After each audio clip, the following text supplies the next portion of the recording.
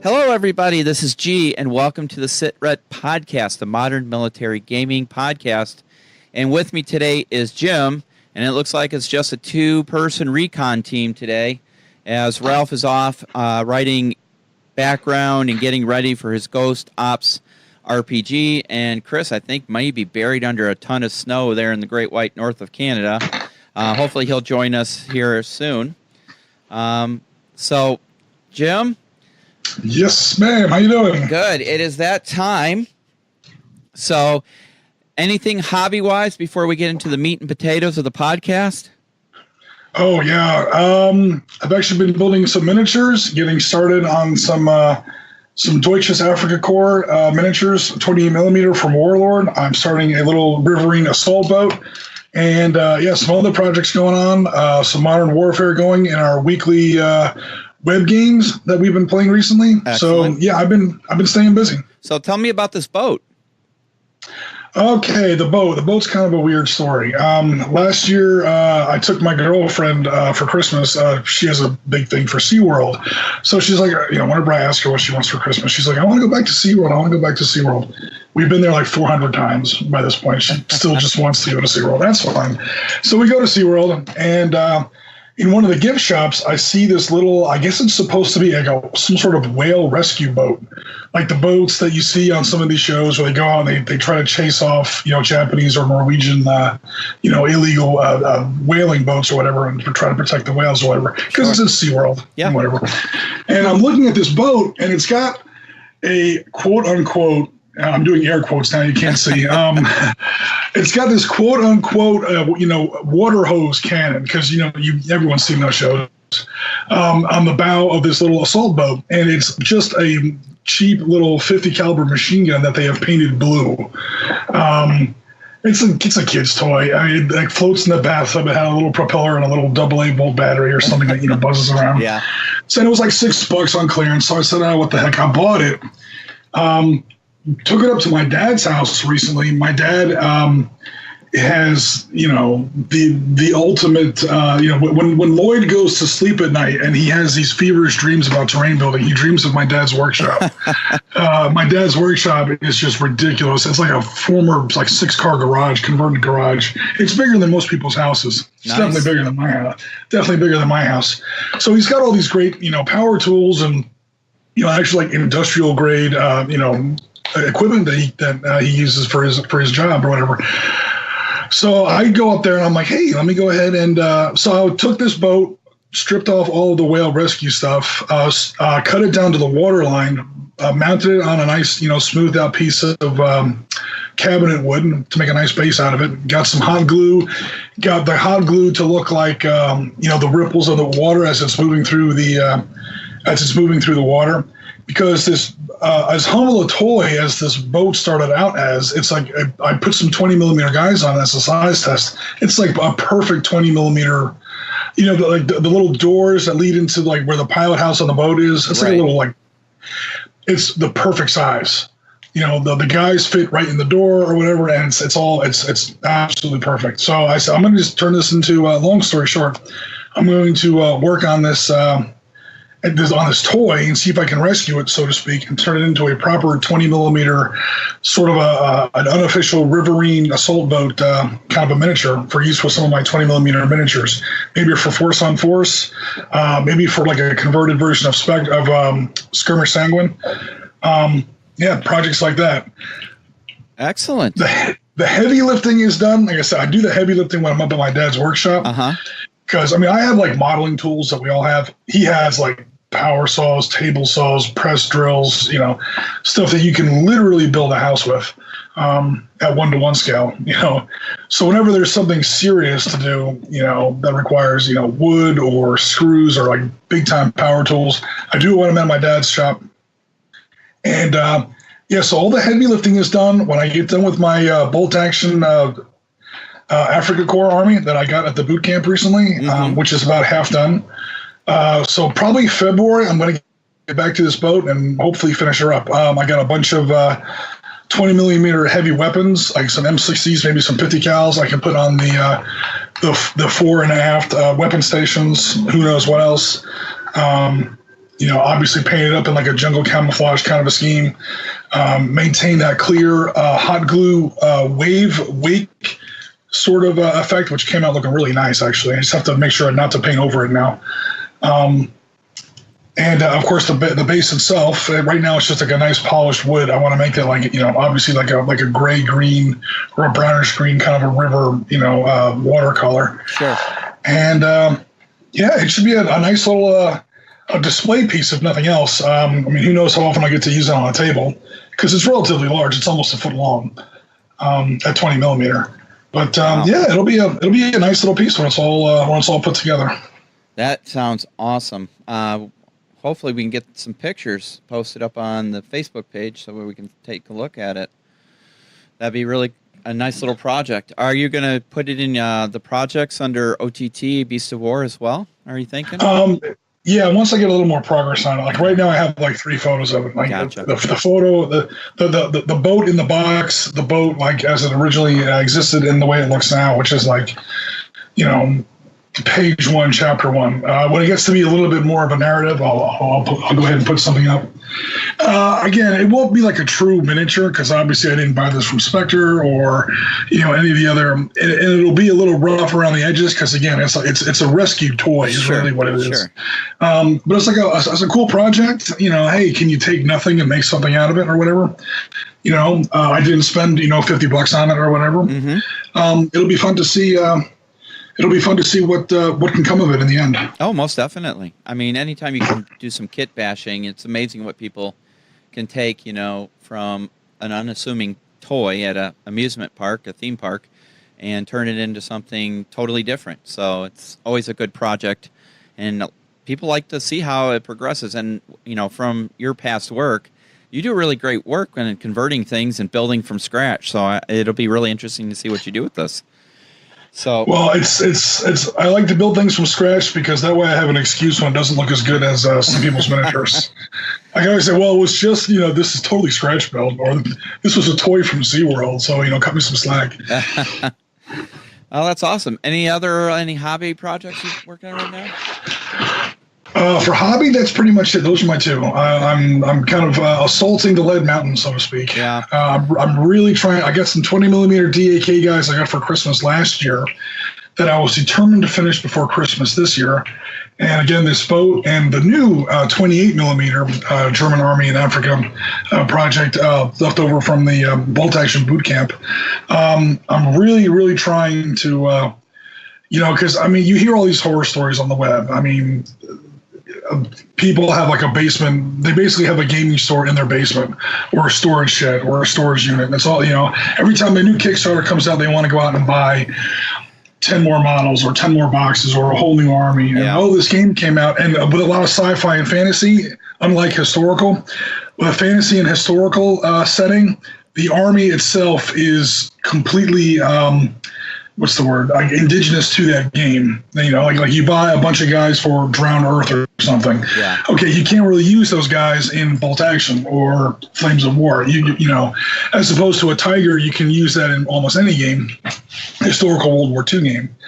So they buy all these games, and long story short, they wind up with this huge closet full of crap. I am determined never. Nothing against that, but I'm determined never to get myself in that situation. So right now, my lead mountain could fit in basically a shoebox. Oh, wow. And I'm determined to eliminate even that before I buy anything else. There are some things I definitely do want to buy.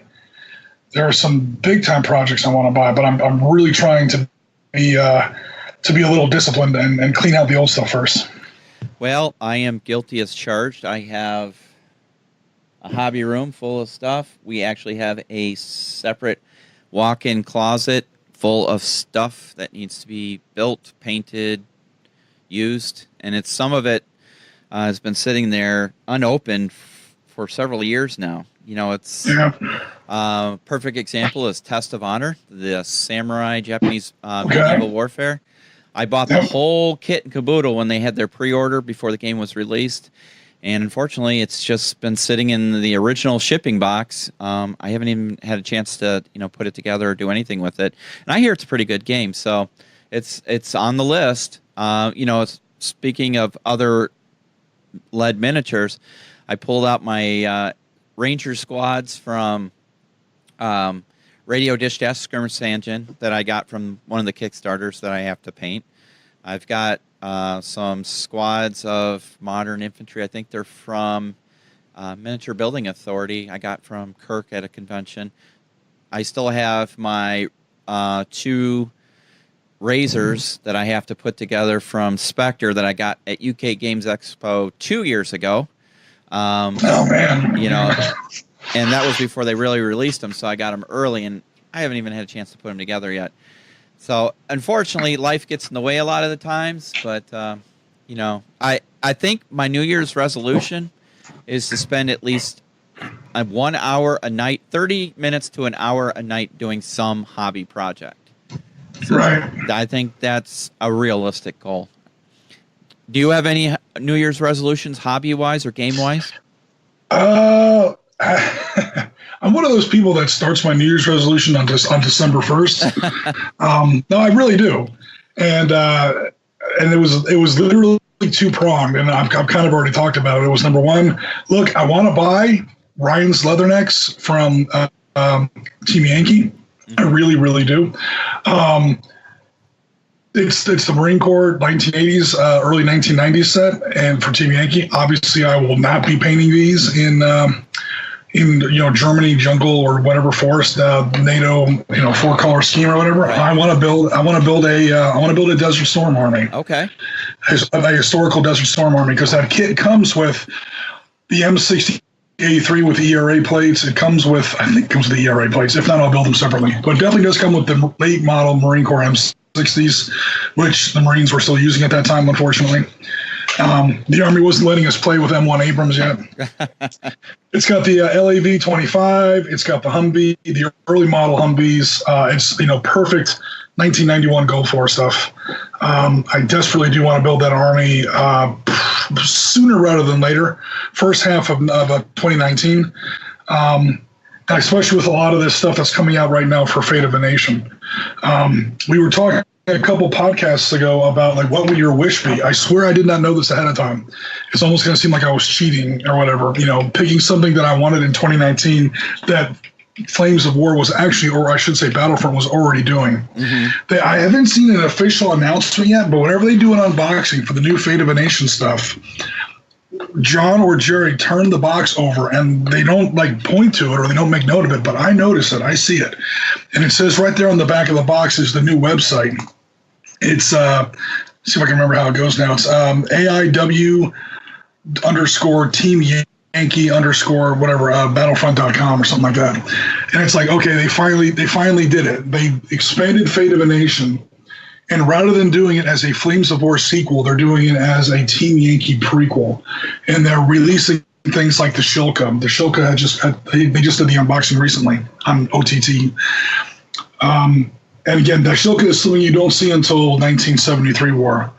And what was the other one? The T-62 for either the Syrians or the Egyptians. Again, you don't see that until 1973. Mm-hmm. So Fate of the Nation was a great kit. It was a great expansion for Battlefront Flames of War back in the day.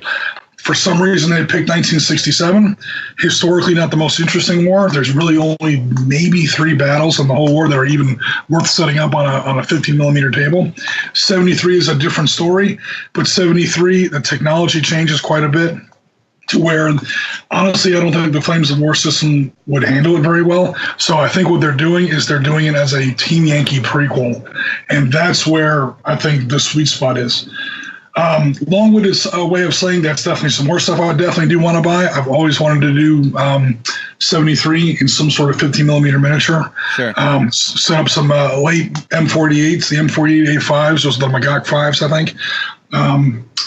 Israeli tank designations are confoundingly complex. Anyone who says Beast of War on tabletop here on the SITREP, anyone who claims they understand it is lying either to you or to themselves. They don't understand it. I think the Israelis do that on purpose to keep their military a little opaque. So that's definitely something else I want to buy. Long story short, New Year's resolution, clean out the old stuff first before I go onto websites and I start clicking buttons. Gotcha. Definitely want to do that. And the other thing was the Dark Star rules. Not really. I'll go through this very quickly because it's not really a Modern War focus. But please take time. We've been playing Dark Star here locally since February 2017. We're coming up on 7 years. The rules, we're constantly tweaking them, so it's almost like I almost feel like a parent, like raising a child or whatever, As long as the kid is in the house, you can help, you can guide, you can make little adjustments, you can, try to fix things, you can try to, but in order for that kid to grow up, sooner or later, you have to send them out in the world. And writing these rules and finally putting them out there, it was 39 days of work. And when I say days of work, I mean like 2 a.m., 3 a.m. mornings for 39 days straight, right in the middle of the holiday season, basically between Thanksgiving and Christmas, or Thanksgiving and New Year's, really.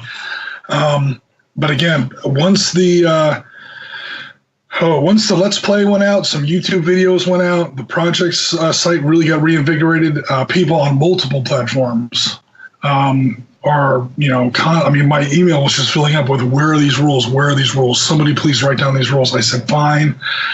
And, let me do this before 2019 because I want 2019 to be a fresh start. So crushed out those rules, put them out there.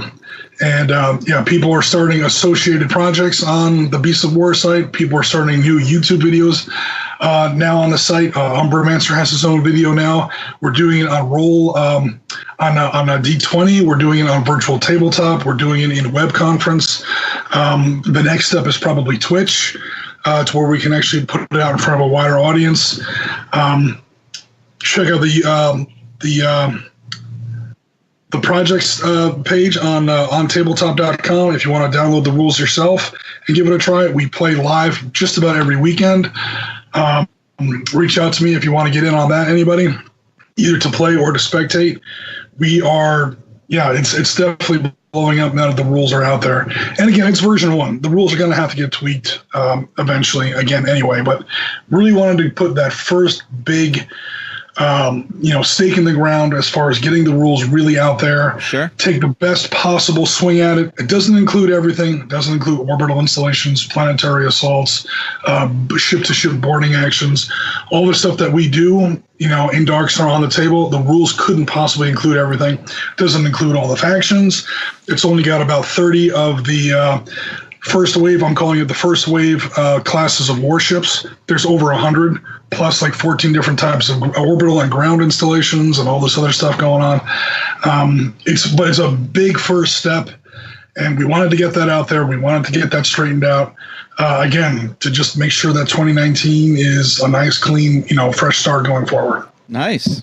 Very nice. That is excellent. And this is a game you created from the ground up.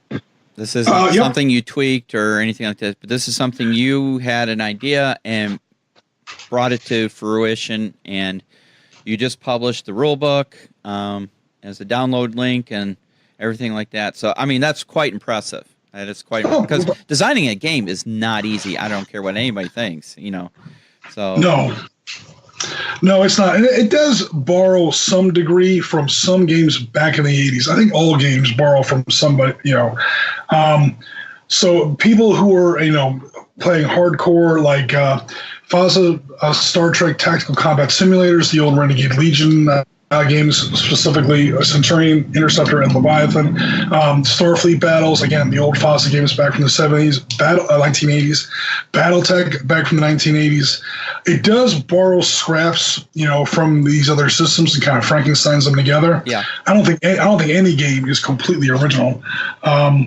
And Dark Star would definitely be no exception. I mean, all the games use 6-sided dice, pretty much, or 10-sided dice, if nothing else.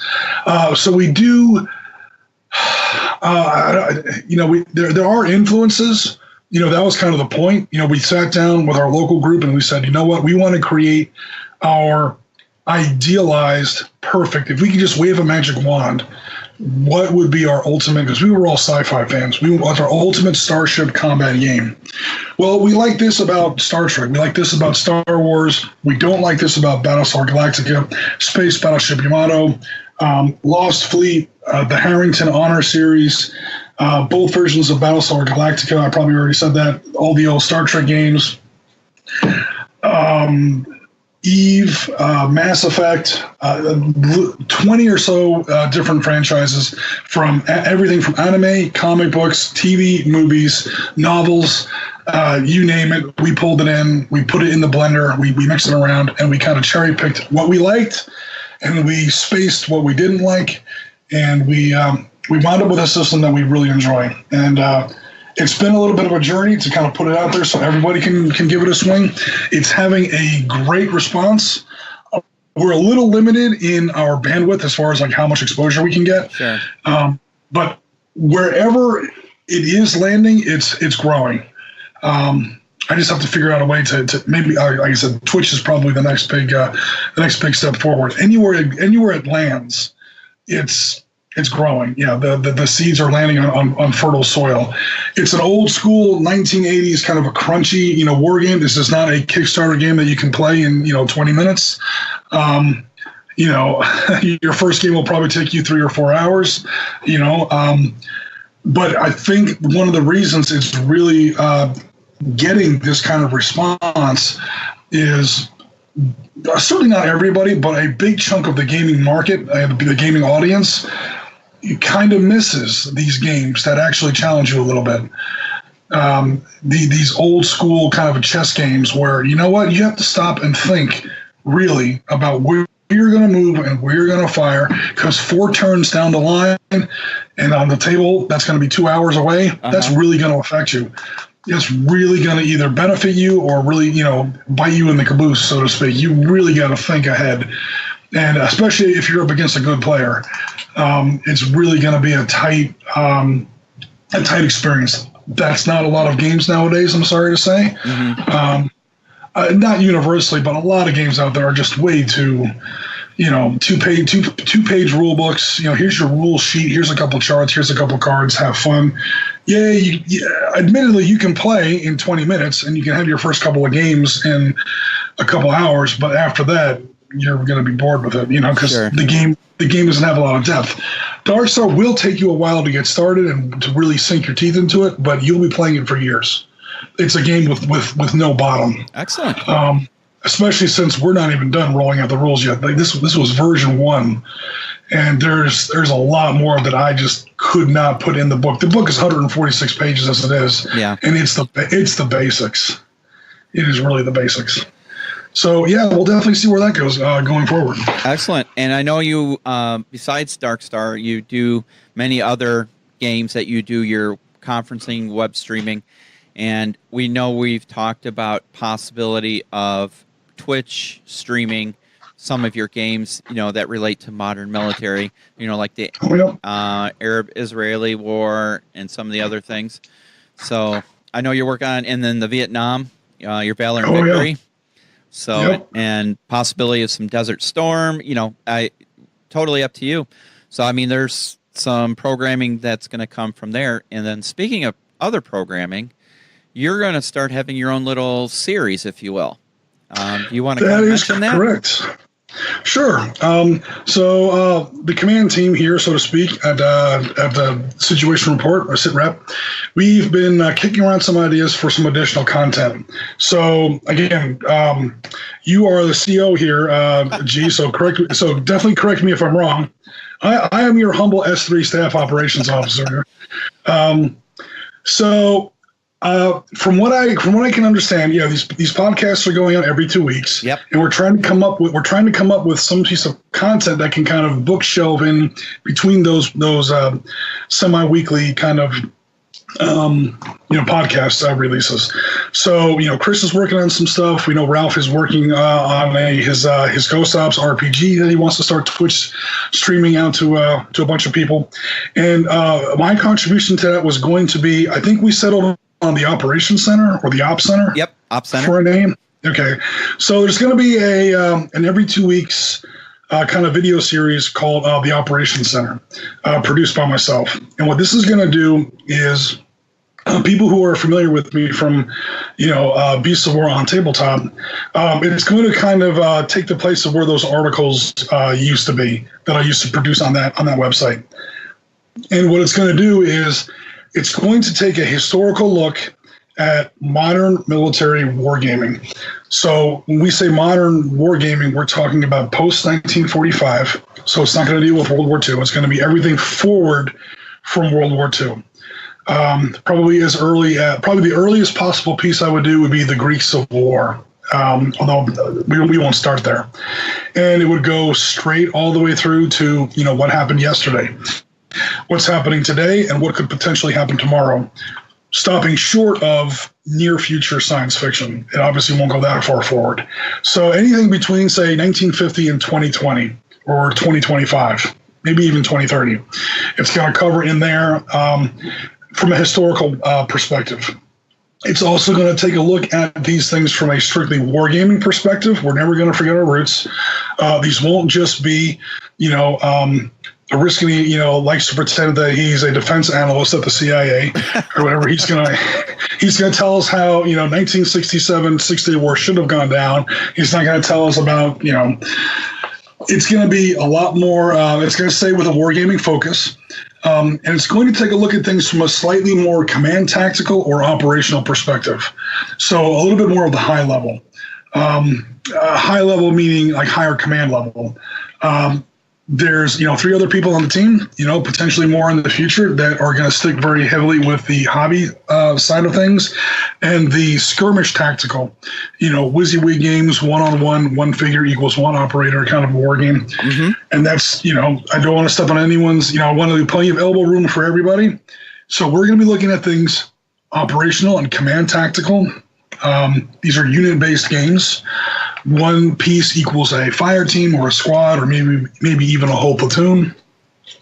1945 forward, and with a definite wargaming focus. We're going to be looking at GDW Assault Series. We're going to be looking at Avalon Hill's Arab Israeli Wars, updates that I've been working on for Barry Doyle's Valor and Victory games, the Steve Panthers series of old video games, or I should say computer games back in the day.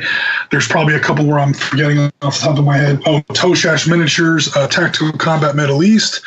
That's for the Gulf War and for the 2003 Iraqi Freedom War. All kinds of stuff like that. Also, all the modern war games that Strategy and Tactics publishes for their Modern War magazine series, which again I highly recommend for anyone interested in modern warfare. There is a war game published in every issue of that series. Mm-hmm. It may not be the kind of war game that a lot of miniature gamers are used to, but if nothing else, even if you don't get into the war games that are included in those magazines,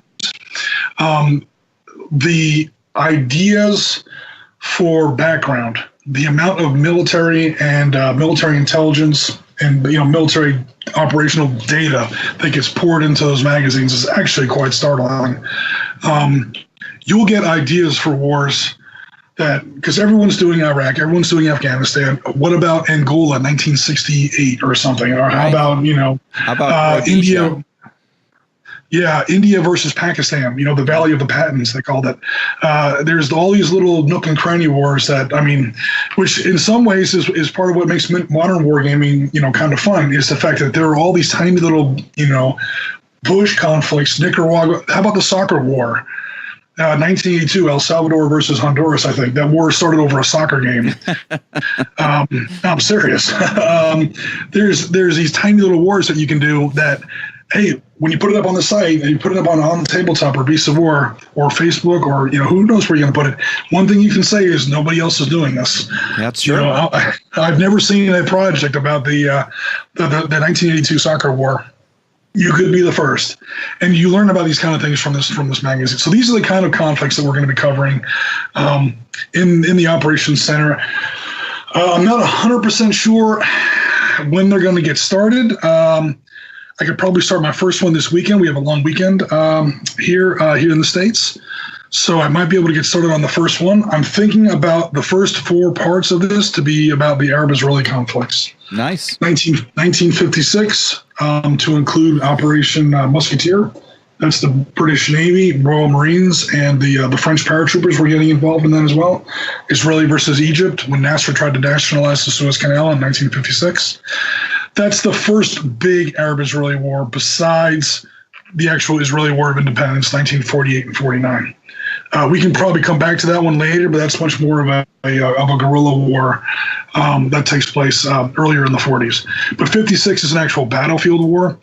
That's where you see a lot of Shermans, cooking around, a lot of old, T-34s, SU-100s, things like that. Yeah. Leftover World War II stuff. Of course, 67 is next. 1973 would be part 3. That's probably the biggest. That is the biggest Arab-Israeli war. And then after that, we're going to go into Peace for Galilee in 1982. That's Israel's invasion of Lebanon, the start of the Lebanese Civil War. The Marine Barracks, 1983, that everyone unfortunately remembers. And who knows, we might even get back into the second war in Lebanon in 2006, when I think Israel had to go back in there again on a limited basis. The raid on Entebbe, maybe that would be more of the kind of thing that maybe you guys can handle with Skirmish Sangin or something like that. But there's a famous raid on Entebbe. It's much more of a special forces commando kind of a thing. The Arab-Israeli Wars is definitely a book waiting to happen. I mean, what am I talking about? I have a shelf of books over here just about that. There's hundreds of books written on it. But it's definitely a series waiting to happen. After that, who knows? We could be talking about Gulf War I, Gulf War II, Enduring Freedom up there in Afghanistan, the Balkans, Ukraine, 2014, 2015. We could revisit that. I know that Chris does a lot of work in that theater. I have some Panzer Leader counters and scenarios drawn up for that I've play tested for an old article series. There's plenty to talk about. I literally don't even know where the bottom would be on that series. Sure. Just overcome a couple of technical limitations or whatever. Probably have to buy a new computer, which I need to do anyway, and start pushing out those videos. Probably 15 to 20 minutes a piece to start with. We'll see how the response is, and then we'll see how big they get after that. Those are my plans for, again, the first half of really great 2019.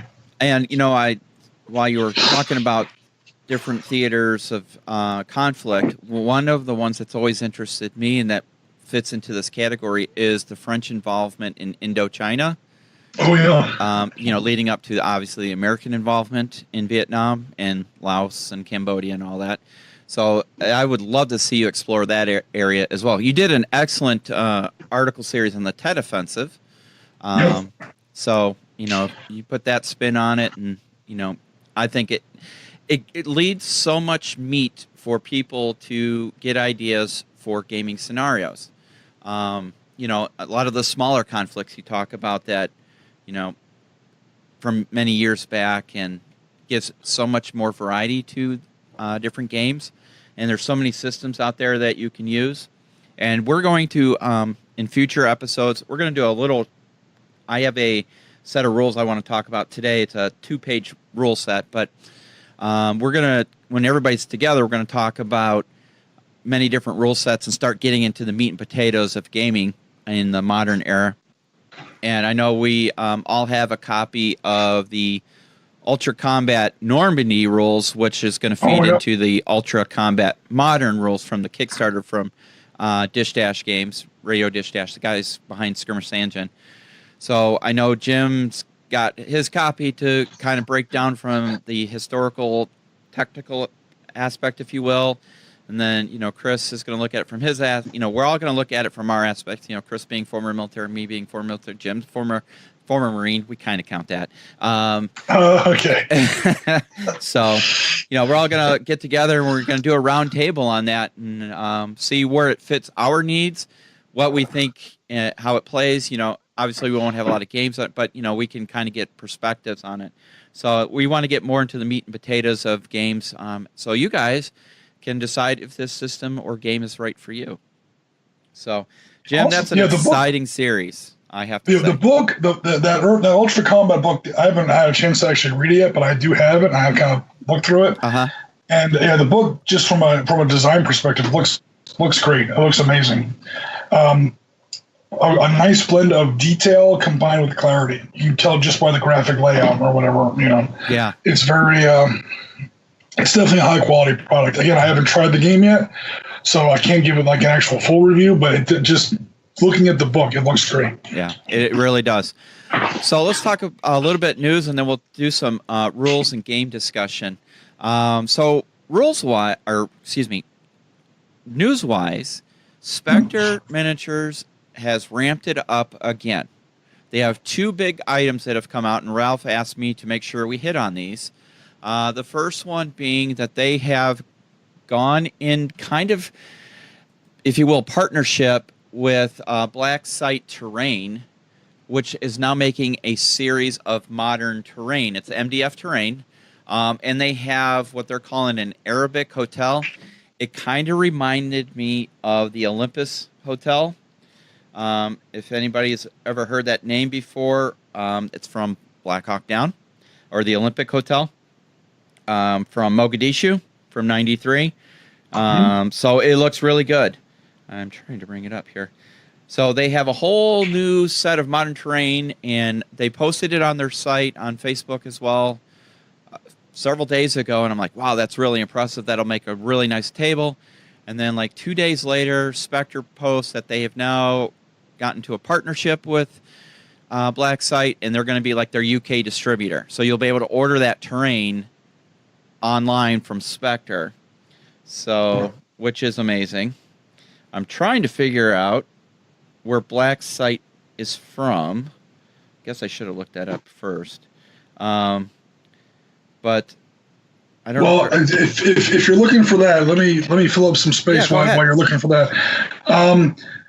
Okay, so on the website, on Tabletop Beast, where I've been doing these articles since, Lord knows when, and I have tons of World War II terrain, hanging around. Well, then I started to make a pivot to Vietnam, Ukraine, 2014, even Arab-Israeli war stuff. So I'm like, okay, how do you turn your World War II terrain into modern terrain relatively quickly? It's not going to be perfect. I'm not saying to not buy this great new terrain. I'm sure it's awesome. But also to supplement that, I would say the fastest way to turn your old terrain into new terrain, your World War II terrain, which almost everybody has, into much more modern-looking terrain with 2 relatively quick additions. And you can even do this with stuff that you have laying around the house. 3 words: chain link fences. What's one thing you never ever see on a World War II battlefield is chain link fence. Right. And what's one thing that you're in a modern city you can't look in any direction without seeing at least a little bit of is chain link fence.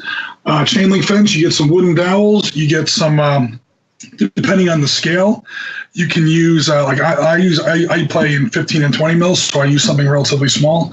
I use those splatter trays or splatter pan covers that you get from Walmart or whatever. You put over your frying pan so when you're frying something in the pan, it doesn't splash out or whatever. That stuff bends and cuts with just regular kitchen scissors with ridiculous ease. You can cut it into strips, and you can have 10 feet of chain link 15 millimeter or 20 millimeter fencing in like a couple hours. Nice. You put a little bit of rust effect on it, you put a little bit of wash on it, and it looks amazing. And you can put it on a World War II table, and bam, that's now a 1960s, 1970s, 1980s table. And the other thing to add are some more modern-looking streetlights. Obviously, in World War II, the telegraph poles and the streetlights, they had streetlights, but they didn't look like the streetlights we have today. A little bit of that and a little bit of modern signage. You slap it on some old buildings, and it turns your World War II cafe into a 1980s bed and breakfast, ridiculously fast. That plus some of this terrain that you see coming out from these companies, and you're going to have a modern table before you know it. That is awesome. Did you do a project blog or anything on the chain link? I entered it in one of the Scatter Terrain challenges way back in the day. I don't know if I still have the images for it, but it's out there somewhere. Okay. Awesome. So just to make sure we have all the details correct, the actual company is called Black Site Studio, and they are based out of Texas. Okay. So, which is great for us, because they're, usually some of the terrain makers are either out of the UK or Australia. There's a couple really good ones here in the U.S., but this is awesome. So that like I said, they've teamed up with Spectre, and they're going to be their UK distributor for Spectre will be, and we're looking at 28 millimeter for this hotel. It is 28 millimeter, and they've called the, let me see what they called it, the Arabic Warzone Arabia is what they're calling it. So they've got a wide variety of different buildings that you can use. That they've, they got a hotel, they got some smaller buildings, some stores, some battle damaged buildings. So it's looking like you could put a really nice table together on this. That's the tough part. I scratch build a lot of my own buildings, and buildings in good order are pretty easy to build. Once you want to start, to build ruins is actually a much harder prospect than to build intact buildings. Yeah. So whenever a game company comes out with ruins, that's usually what I buy. I usually buy the ruined ones because I can build the operational buildings, the intact buildings, pretty quickly. Myself, it's fun and it's obviously less expensive. But man, ruined buildings is another whole order of magnitude of time, effort, difficulty, expense. So when it comes to buying terrain, I would definitely recommend, to any kind of war gamer that wants to put, a good table together relatively quickly. Yeah, buy ruined buildings because you try to build them yourself, you're going to be at it for a while. And if that's your thing, then great. But you just have to know up front that's going to be a big investment in time and effort and expense. So if you're going to be expending a lot anyway, you know what? Buy the damaged buildings, from companies like this, and you'll be at it a lot sooner. Yeah. And I can tell you from personal experience, you can't take a assembled building and damage it to make it battle damage. It just ruins the building. It just looks like a broken miniature. I took a small ball peen hammer. I'm like, I'm just going to knock out this wall. I'm going to do. No, it didn't work. It doesn't work. No, it didn't work so much. So I just had a pile of stuff. So those buildings looks really good. I'm hoping we can reach out to them and I'll see if I can get my hands on a couple of them and we can do a review. And I know Walt I'm not looking at the image in front of me. Buildings as well. Okay. So I'm not really looking at the image in front of me, so I'm kind of going by what you're saying. So if it looks like the hotel in, say, Black Hawk Down, that's going to be a relatively, especially at 28 millimeter, that's going to be a relatively large piece of terrain, right? That's like a 2 or 3 story hotel. It is a 3-story hotel. It doesn't look exactly like the Olympic Hotel, but you could use it as. Right. It's a 3-story. It's got stories 2 and 3 have for balconies. Right. And then there is the rooftop with a stairwell coming out of a small building on top. I can't remember what they call that, and then it has like a signage that says Hotel. I'm trying to reach the sign. Hotel Baghdad is what they call it. So it looks good. You could definitely use it for a Mogadishu style. You would just have to not put the sign up or make your own Hotel Olympic sign on it. But it definitely could be used as it. It doesn't have a courtyard or anything like the Hotel Olympic. And then speaking of chain link fence, they have chain link fence. Oh, perfect. There you go. Yeah. And so, I mean, the terrain looks really good. So we'll definitely have to reach out to them, see if we can get some. And, it could be one of our first reviews. What we call our series Breach and Clear, which is our reviews. So, and unboxings. The other thing that Spectre has produced recently is a new vehicle. They had their, what was it, a BMP that they released not too long ago? I'm terrible with Soviet armor. BMP is the tracked one or the wheeled one? I'm trying to pull it up here. Oh, okay.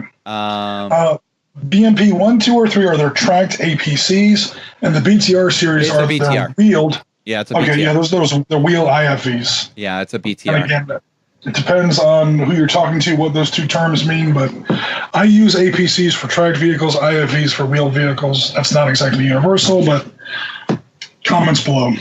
Yeah, all I know is Soviet, bad, blow it up. That's how I was trained. You got to remember, I started my military career in the in the tail end of the Cold War, if you will, where we still thought of the Soviet Union as the really bad guys. So, Soviets, blow it up. So anyways, so they brought that out not too long ago, and they just showed pictures off of their next vehicle, which is a JTLV, if I'm not mistaken. Yep. So is that a British, a JLTV? JTLV? I'm sorry, I'm actually not familiar with that. I'm going to say I think it's British. I think it is because it's not an MRAP. It looks like an armored crew cab pickup. So I'll have to research this one a little bit more. But the detail on it is amazing, and it's got a 50 cal mounted 50 cal with smoke grenade launchers. It's the remote. I think it's the remote operated one, if I'm not mistaken, where you can they don't expose the crew anymore, and it's got the joint light tactical vehicle. Yep. Okay, once you mentioned it had a 50 cal on it, I'm pretty sure that's American. Is it American? Okay. It is American. Yeah, I just looked it up. Okay. Once you say 50 cal is almost like an American stamp. Once you see a 50, well, unless you're talking about like a 12.7 millimeter, which again is a 50 cal. Yeah. The Soviets, I think, still mount some old 12.7s, either the old Dush or the more modern NSV machine gun on some of their vehicles. But like we're talking about like an actual like Maul Deuce 50 cal, that's going to be American, or an American client state at the very least. But yeah, this looks like a new. It looks like a Humvee on steroids almost. Sure does. Okay. Sure does. On a lot of steroids. Holy crap, this thing's huge. Awesome. Yeah, it looks really good. So I'm telling you what, Spectre is setting the bar for modern wargaming, at least on the skirmish, squad level, right? Genre. When you're talking, whether you're using an A detachment at the Special Forces, A detachment, so 12-man team. The SAS, I don't know what their standard operational size is for an alpha detachment for the SF is 12-man, which can be broken down into 2 6-man teams. I was going to say most Special Forces are either 12s or 6s. Yeah. So it's looking really good. They're putting out some good stuff. Some of these other companies need to step up their game a little bit. I'm telling you. So speaking of SAS, something I saw in the news this week, and it was posted on the Spectre, and I'm assuming you follow the news. You heard about the Nairobi hotel attack that happened this past week? I don't know if you have. Okay. Well, they had some Somali terrorists took over a hotel in Nairobi. Unfortunately, some people passed away, but there is a picture of a lone SAS member of the regiment who went into the building to take out the bad guys all by himself. Supposedly, the story is he was on a shopping trip the SAS, along with other special operations forces from other countries, were in Kenya to help train Nairobi Special Forces.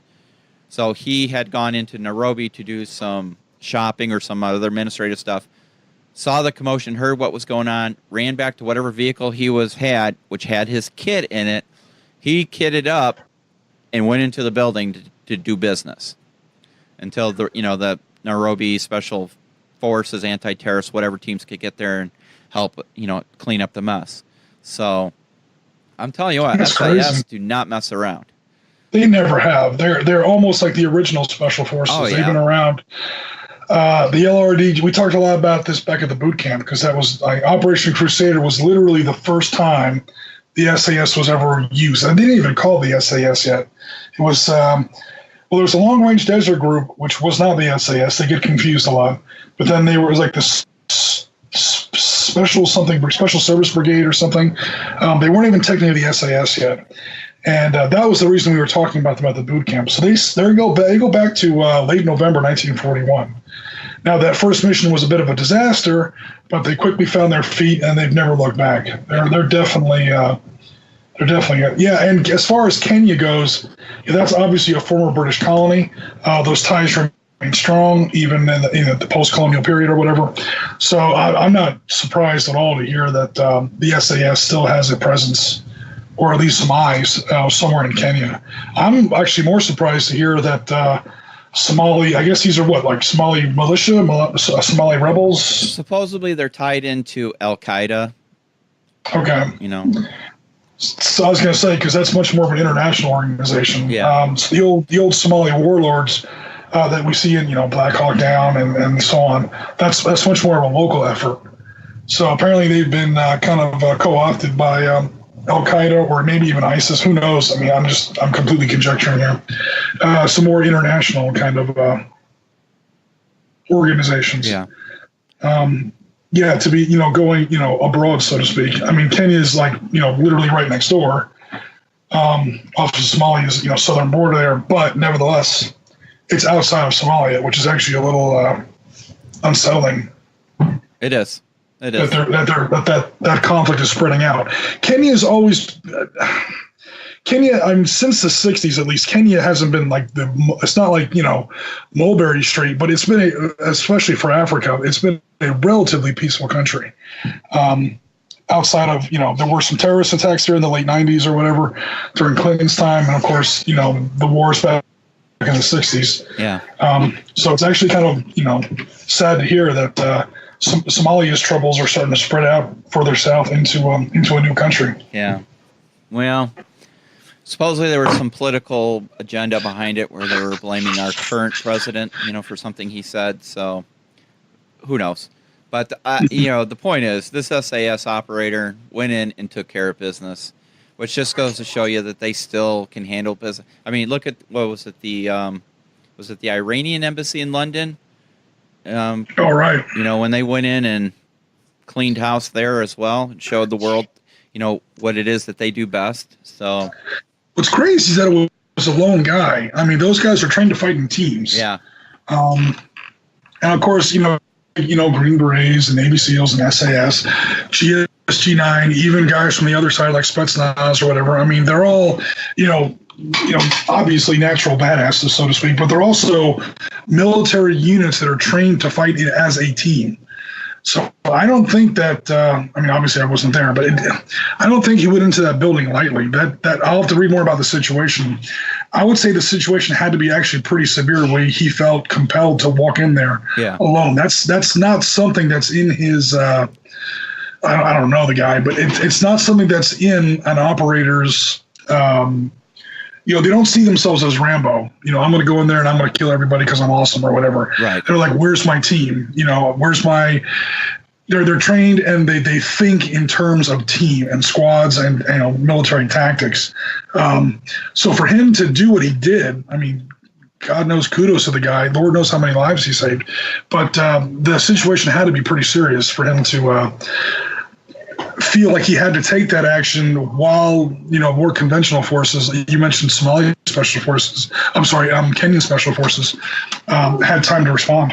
Yeah So I just think anybody who's been in the military, you already automatically have a natural sense of protecting those who can't protect themselves. And if you've got explosions and gunshots going off and people running and screaming, he just probably felt like, I've got to do something to help these people, and did what he did. So kudos to him. So hopefully, absolutely. And the sad thing is we're never really going to know who he is, unless he decides to retire and write a book somewhere down the road.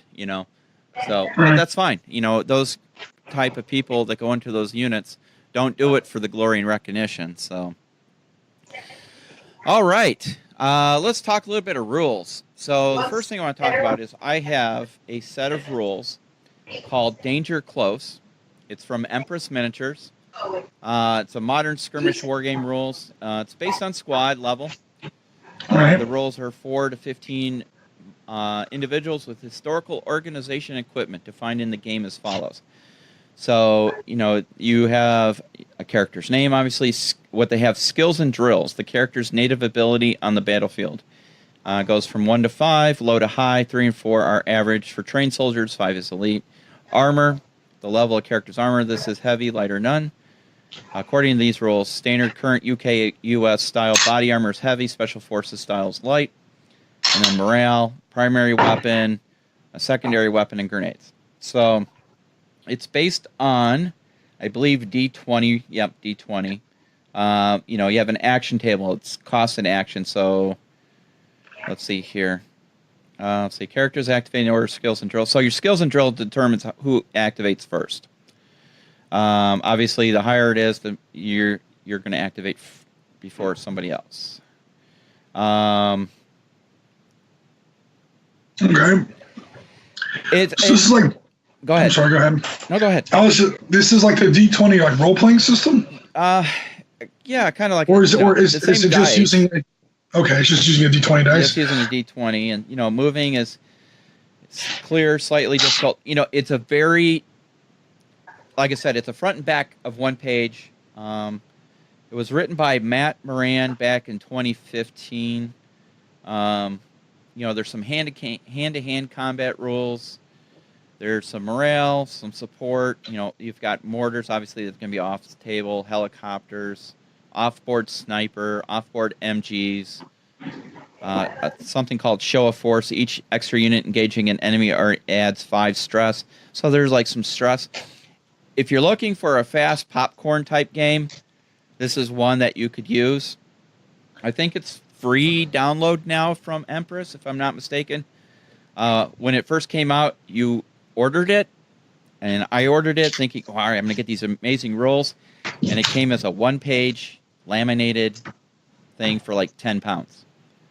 So, wow. Yeah. That show of force rule, there's a very similar mechanic to that in Force on Force. Is there? Yeah, where you could actually order, like, build into your list, things like an F-18 strike, but that doesn't drop anything. Yeah. And that's actually really important for, I don't know if this gets into this, I'm not trying to sidetrack the conversation, but as far as how rules work in modern wargaming, you'll have regular force and irregular force. And obviously, the regular force has to watch out for civilians. 2 squads can't get into a battle or whatever in downtown Baghdad, Fallujah, Mogadishu, or whatever. And, the Marine Corps can't just start calling in F-18 carrier strikes, because you're going to kill Lord knows how many civilians. The show of force is the answer to that. The show of force flies, that's like the F-18 zooming overhead, full afterburners at like 100 feet. I mean, if you've ever been to an air show, you know what that sounds like. Yep. And what that does is it actually has an effect. Every enemy, every irregular unit has to make a roll, and they just literally evacuate their bowels and leave the battle area. And they count as destroyed units. The good news is you killed no civilians. So it's actually I don't know if it quite means the same thing, but that phrase "show of force" was literally like, look, he came over and didn't release anything this time. You really don't want him to come back and start, dropping stuff. Mm-hmm. And what that will do is it will help the free world forces or first world forces, whatever you want to call them. It'll help your regular force clear the table and win their engagement without killing unnecessary civilians. That's awesome. So basically, what I'm thinking of doing is, because I haven't had a chance to truly dive deep into this, it's 2 pages. Dive deep into it to play it. So we may do a Twitch stream of this game here in the next few weeks, so people can take a look at it. Like I said, it looks like a very quick popcorn type game. It doesn't have a lot of tactical depth. When you're looking at. So how? Go ahead. Maybe it's more of a technical question. How would you? Because this is something I'm mildly interested in. How would you Twitch stream a miniatures game? You have to have just like webcams pointing at an actual table, or okay? Yep. Awesome. Yep, we just have a couple cameras set up. You run it through a switcher, and that way people can get different views. We probably wouldn't make it too complicated because it takes away from trying to play the game, but at least they get an idea of the game. Okay. Like I said, it's got a lot of modifiers. On your you basically roll a d20, add your modifiers. Whoever has the best modifier, and then So just as an example. Close combat. So for hand-to-hand combat, add modifiers to the roll to find out the final effect. A natural 1 or 20 always results in the appropriate death. So if you get a 2 or less with modifiers, the attacker dies. Holy crap. Yep. On an 18 plus, the defender dies. So how does the attacker die? Is it like a... well, you're in hand-to-hand combat, so... Oh, gotcha. Yeah, in hand-to-hand combat. So as far as ranges, so if you go back to weapons, like a pistol has a 24-inch range. Okay, right. I could see that. Yeah, pistols are extremely short range. Yeah, they're a lot for range than standards. Yeah. Rifle doesn't look like they have any range. SMG, no range. Shotgun, and everybody in 2 inches gets hit. Okay. Grenades, it's a 4-inch. Everybody within 2 inches is an automatic hit? Is that what they mean? Well, no. Yeah, I guess so. I was going to say, because it's not like an area effect weapon. Yeah. That's a really open choke shotgun. So it throws buckshot 360 degrees. Based on your dice roll, they can be either lightly wounded, seriously wounded, or dead. Okay. Again, that sounds a lot like Force on Force. Does it really? A lot like Force on Force. A guy gets hit in Force on Force. There's a roll that's based on troop quality and also armor. And you actually have to track, there's a chance that when a miniature gets hit in Force on Force, especially for free roll forces, for insurgent forces, it's much more. Okay, I'm kind of saying three sentences at once here. Let me start over. Force on Force has almost Force on Force. One of the great things about Force on Force, it's almost 2 rule books, and it's like we always say this in when we're trying to sound like Sunsa or whatever, some big time military analyst. Warfare is always about the side that gets the enemy to play his game. Well, Force on Force actually takes that somewhat literally. And Force on Force will have, and there's literally the first 2/3 of the book is, here are the rules. Here's how you move, here's how you shoot, and here's how you roll initiative, the usual things we see in a modern miniature, in any miniature war game set. And then you get 2/3 of the way through the book, and then you turn another page, it's like, okay, we're going to start over. Here's how an irregular army works. Here's how they move. Here's how they shoot. Here's how they do morale. Here's how they take casualties. It's another whole rule set, pretty much. I'm slightly exaggerating there, but it's practically another whole rule set. So when you're up against a insurgent force in Force on Force, the two players are literally playing again, slightly exaggerating, but they're more or less playing 2 different rule sets, which actually puts a really great asymmetric feel in the game, where it's like, okay, if I'm playing the insurgency, if I can turn this into a street battle, like, Black Hawk Down or Fallujah or something like that, the free world is going to lose. Conversely, if the free world can turn it into a conventional battle with tanks and long-range firepower and training and superior firepower applied against fixed targets, right, the free world is always going to win. It's who can get the other side to play his rule set. And, okay, so an insurgent force, ironically, is a lot more like we think of when we think of standard Flames of War, bolt action, chain of command type miniature games. You roll dice, you roll to hit, you inflict damage, and where the enemy is hit, you take that miniature off the table. Because an Afghan insurgent gets shot in the arm, he's combat ineffective. He's running away. He's not a trained soldier. He doesn't have a trained medic 2 feet away from him with, disinfectant, a field dressing. He's not wearing body armor. He doesn't have morphine. He doesn't have all these other things. Whereas a free world or a first world soldier, whatever you want to call it, a regular forces soldier, depending on his level of training, gets hit. Now you roll a dice. Is it no effect? Okay, we see this in all kinds of movies, and we read about it in real life after action reports, where a guy's running across the street, he gets hit, he gets knocked down flat. He took an AK round in the chest, and now he's down. And by the time the medic gets to him, he's literally shaking it off. It either glanced off his body armor or something. He basically is shaking it off. Or a piece of RPG shrapnel went into his helmet. And because he's wearing a helmet and the insurgent isn't, he can shake it off. So you can either have no effect, a light wound, a heavy wound, or a kill. And then, so that's the advantage of the free world force. The disadvantage is that if it is, even if it's a kill, no man left behind. Yeah. A lightly wounded guy, you have to keep track of it. There's a little bit of paperwork in the game. You have to keep track of the lightly wounded guy. But if he's lightly wounded, he can still fight. He has like a -1 point off of it, and he slows down his squad a little bit. But a heavily wounded guy can accompany the squad. He can't fight anymore, and he slows it down. But you're not allowed to just leave him there. you can casualty evacuate him by sacrificing another one of your soldiers. Basically, Corporal Jones take Private Smith and get him back to the dust-off point or whatever. Off he goes. Or even a kill. You have to, that kill is going to slow down the squad because they're going to come back and they have to, get that guy home. Right. Back to his family if nothing else. The free rolled force has to do. So the point is that as far as like the levels of wounds go, that's been done partially in force on force.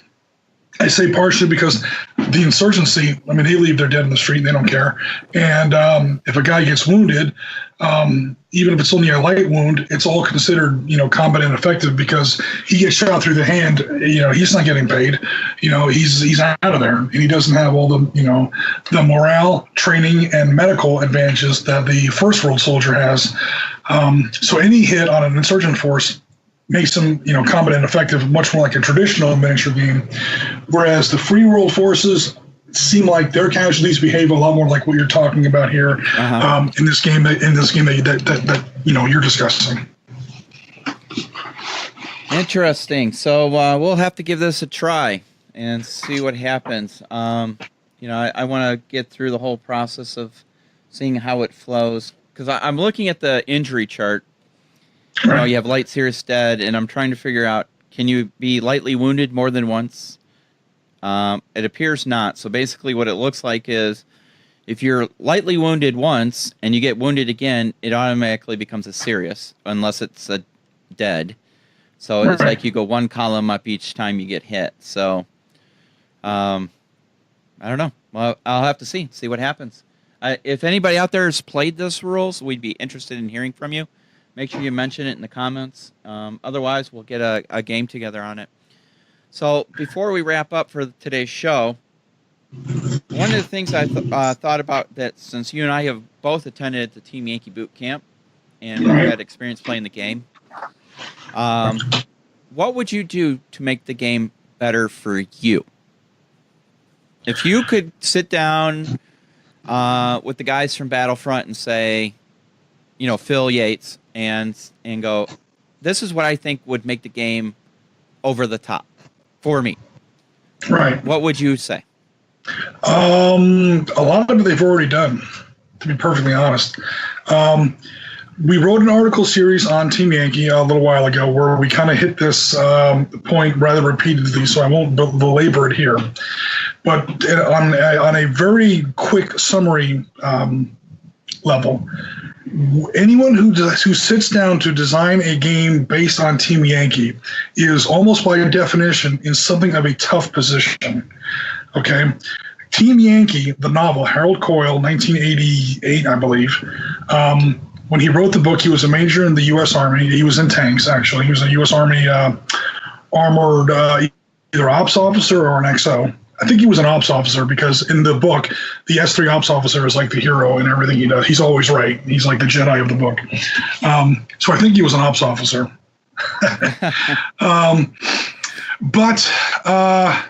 Okay. If you actually own a copy of Team Yankee, the novel, on which Team Yankee, the game, is based, you open it up, you look at the foreword, and you say, it's Harold Coyle saying, look, I did not make up this world. I shamelessly borrowed the grand setting or whatever for Team Yankee from Sir John Hackett's Third World War in Europe, August 1985.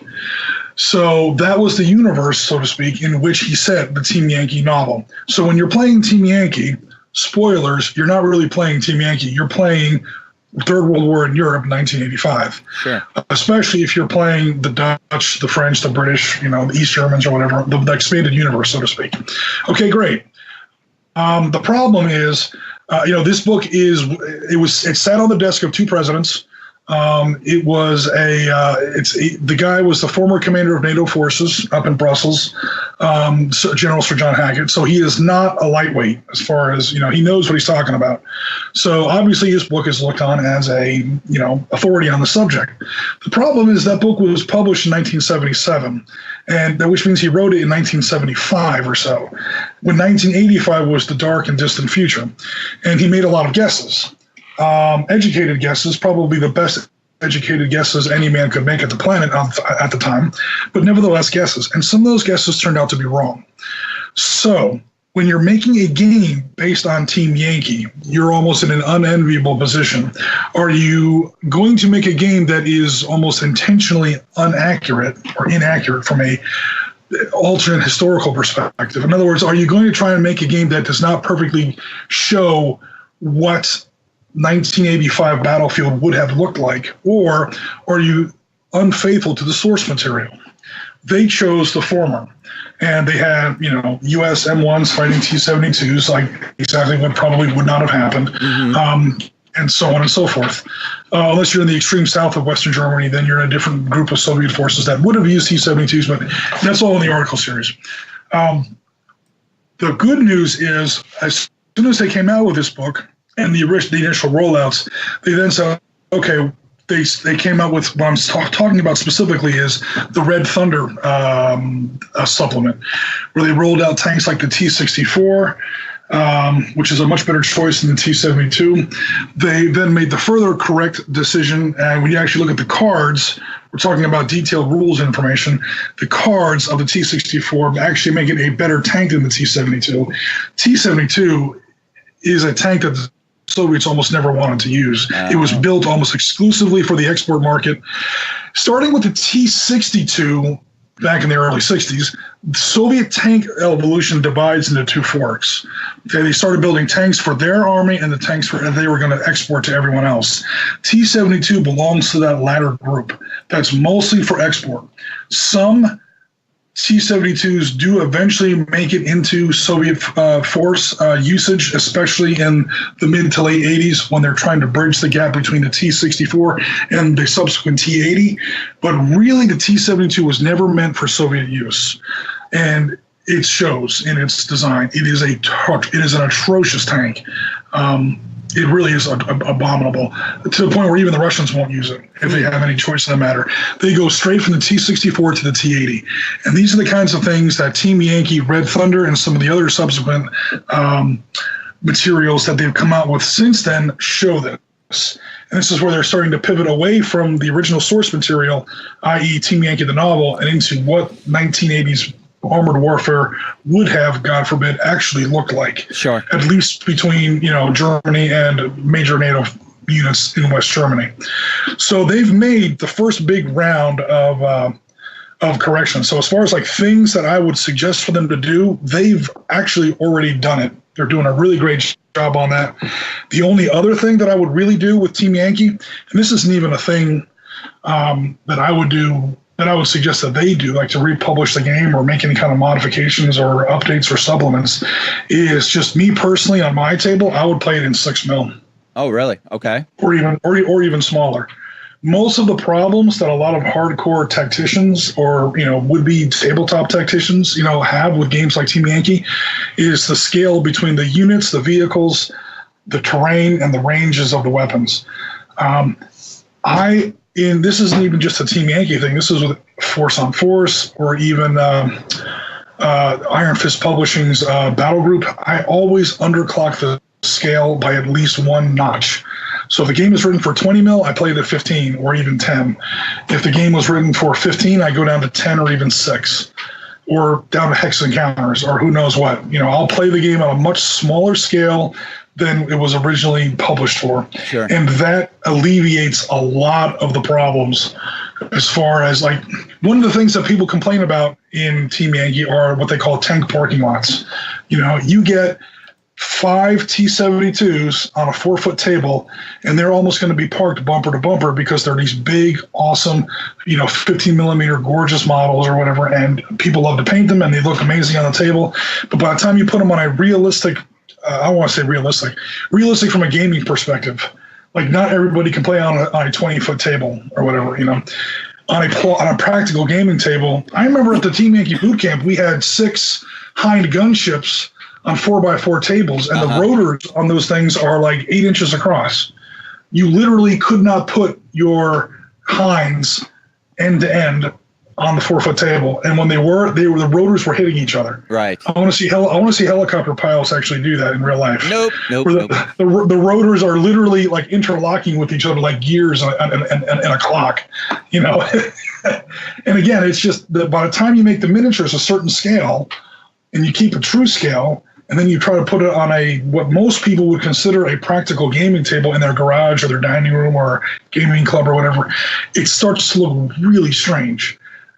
Playing at 6 mil or even smaller on the same size table, don't change any of the ranges. The ranges are right. Just play with much, much smaller pieces on much, much smaller terrain. Same size table, you know. Yeah. The amount of real life battlefield that a 6x8 table covers in 6 mil is a lot different than what it covers in 15 mil. It's like literally, I think 8 times as much or 4 times as much, square kilometers or whatever. It's really going to fix a lot of the small, grognard kind of, why does that look like that? That doesn't, it fixes all that. Play on a much smaller scale and use the Red Thunder expansions, and you're halfway home. I agree with you. Is what I would say. Yeah, I agree with you. It definitely gives it a different feel and gives the ranges a much better, more realistic feel. And you're right, it doesn't create the parking lot scenario. Yeah, I mean, you put 4 T-72 models on a Team Yankee table at 15 mil. You want to put them within 6 inches of each other, which I think in some of the rules, they actually do have to remain within a certain distance of each other for command purposes. You end up with the tank parking lot. Okay, if you play with 6 mil and you keep all those same distances, there's now a lot of space between all those tanks with actual tactical dispersion, and it looks like an actual unit on maneuvers, and it fixes a lot of problems, I think. My biggest, it's not really a complaint, it's a criticism where I'm being a little too picky, I think, is that when they designed and I understand why they did it, when Phil and the group designed the game and they said, okay, the UK is going to have this, the Americans are going to have this, the West Germans are going to have this, Russia's going to have this, so on and so on. They did it to balance out it the best they could. One of my biggest gripes as far as the game as it is or was in its initial iteration was the Soviets had air mobile, UK has air mobile, the US has no air mobile. Oh, yeah. Sorry, guys, we kind of invented it. Called Vietnam, we invented it. So, you speak from a place of personal experience and authority on that topic. Yeah. So there is that. I know. Okay. So to me, Team Yankee is about tank warfare. Let's be honest. I think the infantry, the mechanized infantry, that aspect was just added in for flavor. But when you really look at the game, it's the major concentration, and you can correct me if you think differently, is armor. It's a game of armor, just like Flames of War is. While you have infantry and artillery and stuff, the meat and potatoes, everybody wants to bring a whole bunch of tanks on the table and slug it out with armor. But I actually don't mind that, either in Team Yankee or in Flames of War. Yeah. Because, let's face it, if you're in like a sidestep into World War II just for a second, if you want to play an infantry-heavy game, you have chain of command or bolt action. Yeah. Or, Iron Fist Publishing, battle group games. If you want to play a big battalion-sized plus tank and artillery engagement, you have Flames of War. Forward line to World War III, Team Yankee setting. Again, tanks. Whereas, what can you do a huge tank battle in Skirmish Sangin? Or in Force on Force? No, not really. So as far as, Team Yankee filling a niche or whatever, big tank battles in a theoretical World War III, if you are seriously interested in air mobile operations, are you even playing Team Yankee, or are you playing, Skirmish or mass or Ultra Combat, or, some other more infantry heavy, kind of a modern warfare game? Right. To me, at some point, I mean, I like Team Yankee. I enjoy playing it. But at times, I want to have a more robust game, a more balanced game where I have not only armor, I have infantry, I have aviation assets, which Team Yankee does scratch, but there's not even airborne assets. Come on.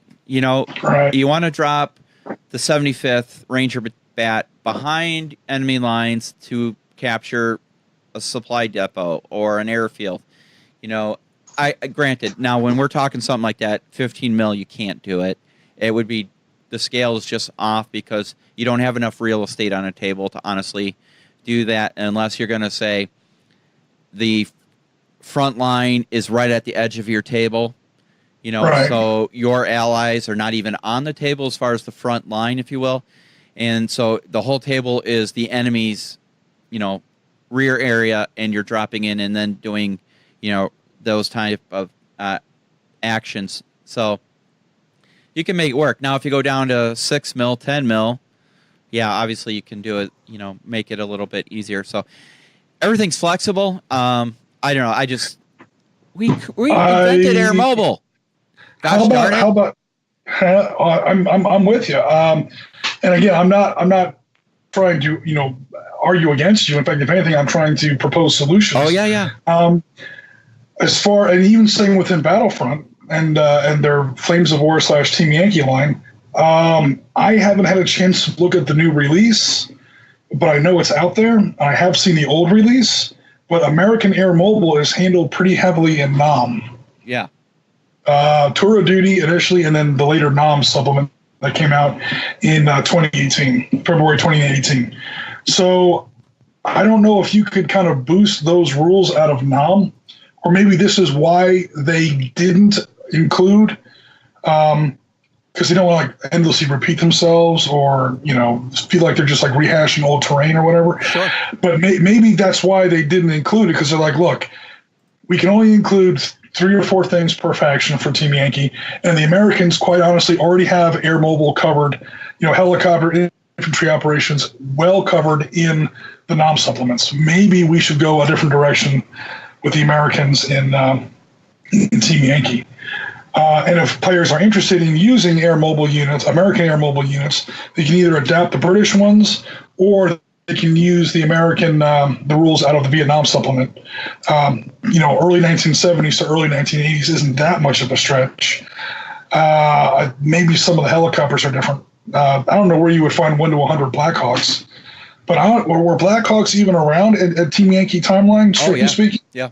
They were. Blackhawks came into service in the late 70s. Okay, they definitely, yeah. Okay. Yeah, so, I mean, I'm not 100% sure when Germany got them. Right. I'd have to go back and look, but, what was the time frame that Team 8? Was it 83, 85? August 85. Okay, so definitely in 85. The strict canonical timeline of Team Yankee War. It starts like 4 August 1985. But again, that's only if you're playing out of the novel. Who knows? Team Yankee obviously is all in history. There's not exactly a real life history that you have to stick to by any means. So yeah, but pretty much mid to late 80s is what I'm always kind of picturing. Okay. Or at least mid to early 80s, because they still don't have a T-80 to my knowledge. Will somebody please make a 100 millimeter T-80? God, of all the things that nobody makes, unless someone else makes it, I just don't know about it. Right now, I have some Zvezda T-72Ks. That's T-72s with the Contact 5 reactive armor panels that I'm using as kind of a proxy for my T-80s. Then, of course, I have to make up my own stats for them. And that's for, pretty much any kind of a T-80. I do have a nice 20 millimeter T-80 I bought for Force on Force for use in the Ukraine. Oh, nice. Yeah. T-80s were mostly built in Kharkov, which is now part of the Ukraine. So when the Soviet Union fell in the late 80s, early 90s, they pretty much lost that. I was speaking before about how Soviet tank development kind of splits in 2 branches. They lost, to a certain extent, their native, made for the Soviet Army, not Red Army. They haven't called it the Red Army since 1946. They lost their native T-64, T-80 line of tanks, which is why most of those tanks are now in the Ukrainian army, and they're continuing to develop from there. Whereas the Soviet T-90s, until that line finally died out, is mostly, ironically, based on the T-72, made in plants in either in Leningrad or Volgograd and Chelyabinsk and other places. But anyway, so needless to say, I wanted both a T-64 and a T-80 for my Ukrainian army, and those are in 20 millimeter force on force. I'm trying to remember how I got on this tangent, but oh yeah, that. Okay, one more thing as far as like what I would ask for. Somebody please make a T-80 1-100 miniature so I can put it up with my Leopard 2s and my and my other Soviet T-72 force. I'll just kind of fill out the rest of my Soviet Team Yankee army. Some T-80s, please. There you go. So, I think that's going to wrap us up for today. The only thing we have left to do is we have to announce some winners. Yeah, here we go. If I can get the pages up here. So, hello, where are you? Oh, where are you? This is for the 100 subscriber mark? Yep. Awesome. Sure is. Let me pull up the page here, and we can go to it. Okie dokie. Sorry, computer's running a little behind. While that's coming up, let me fill up a little bit of dead air here. Please. We are continuing to run, everybody, our weekly war games. If anyone's ever interested, again, it's mostly Dark Star. We run at least one Dark Star game a week. But again, this is the Modern Warfare podcast. We are also doing Arab-Israeli Wars and Valor and Victory Vietnam. Valor and Victory was originally written by Barry Doyle. It's free to print and play if you go to valorandvictory.com. It's an awesome little game system. It's pretty much advanced squad leader for a new generation. I've taken the game, I've kind of reverse engineered, broken it down into its elementary particles, so to speak, and rebuilt it with 1960s weapons, AKs, M16s, M60s, bloopers, laws, things like that. And we've been having some great 1960s era Valor and Victory games. If you're ever interested in that, just either hit this thread here on YouTube or contact me at ontabletopbeastsofwar.com and we'll get you lined up on the schedule. You can play live. You can play real time. You don't need any kind of software. It's just a shared desktop kind of a portal with my desktop. And see if you have what it takes to win the wars of late 1960s, early 1970s. Perfect. It sounds like a good time. All right, Jim, pick a number between 1 and 155. 1 and 155. That's how many followers we have right now. You're making me choose. Okay, hold on. I got some D10s here. I'm going to do this in true gamer style. All right, I am picking an odds like 1, 2, 3. Hold on. 1 to 155. That is the 112. 112. So, yep. All right. It looks like Christopher Moody, you are the winner of the rule set for Skirmish Sangin.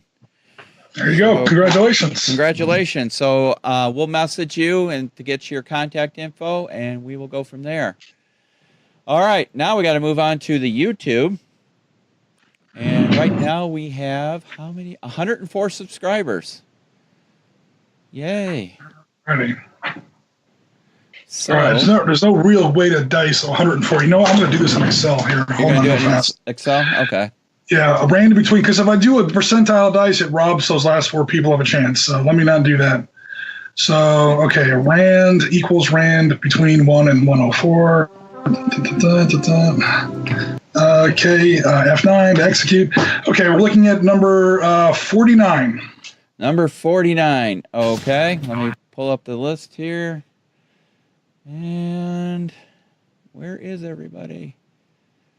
Okay. Well, YouTube just crudted out on me. So,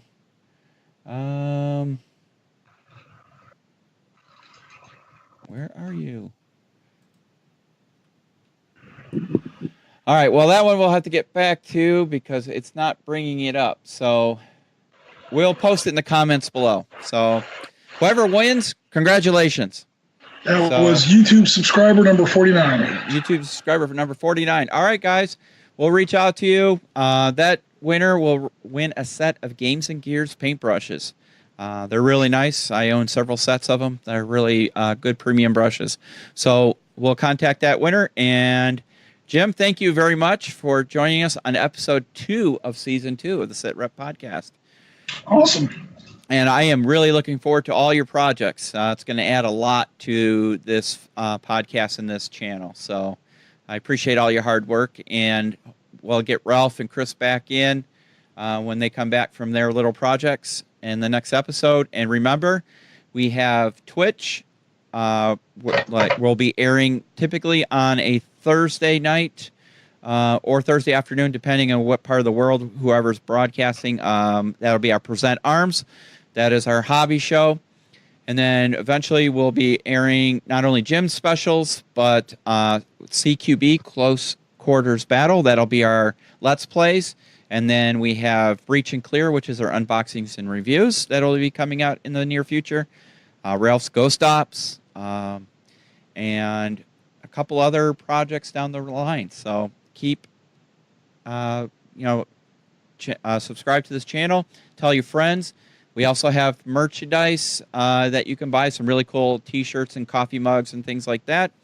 If you feel like helping us out on Patreon, we are there as well.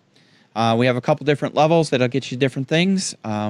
Every little bit helps because we are all here together as volunteers, and we get no outside support from any manufacturers, so we can keep and be neutral and give you our honest opinions. So until the next episode, for Jim and myself, we're going to RTB, and we'll see you in the next show. Talk to you later, everybody.